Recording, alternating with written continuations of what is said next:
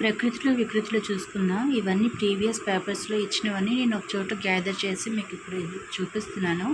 పుష్పం వికృతి పువ్వు, పుత్రుడు అంటే బొట్టెడు, తృప్తి అంటే తెప్పలు, పుణ్యం పుణ్యం, కాంక్షకి వికృతి ఖర్చు, పక్షముకు వికృతి పక్క, అరుంధతికి వికృతి ఆరం జ్యోతి, సయ్యాకి వికృతి సజ్జ, ఘటముకి వికృతి కడవ, కార్యంకి వికృతి కర్జము, నిజముకు వికృతి నిక్కము, మేఘంకి వికృతి మొగలు లేదా మొయ్యిలు, వృధాకి వికృతి వెత, శక్తికి వికృతి సత్తి, స్తంభముకి వికృతి కంబము, కష్టంకి వికృతి కస్తి, కుడ్యంకి వికృతి గోడ, నిత్యముకి వికృతి నిచ్చలు లేదా నిత్యము, పంక్తికి వికృతి బంతి, ఖడ్గము వికృతి కగ్గము, రాత్రి వికృతి రాతిరి, హక్కు వికృతి అక్కు, విజ్ఞానం వికృతి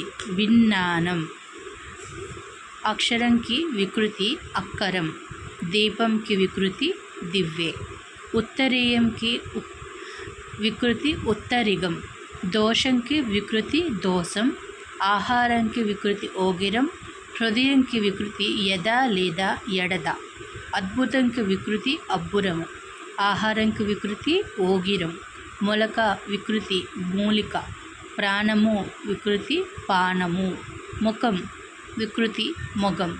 దివ్యకి వికృతి ఏంటో మీకు తెలిస్తే కామెంట్ సెక్షన్లో కామెంట్ చేయండి. నచ్చితే లైక్ చేయండి, యూజ్ అనిపిస్తే షేర్ చేయండి. Thank you.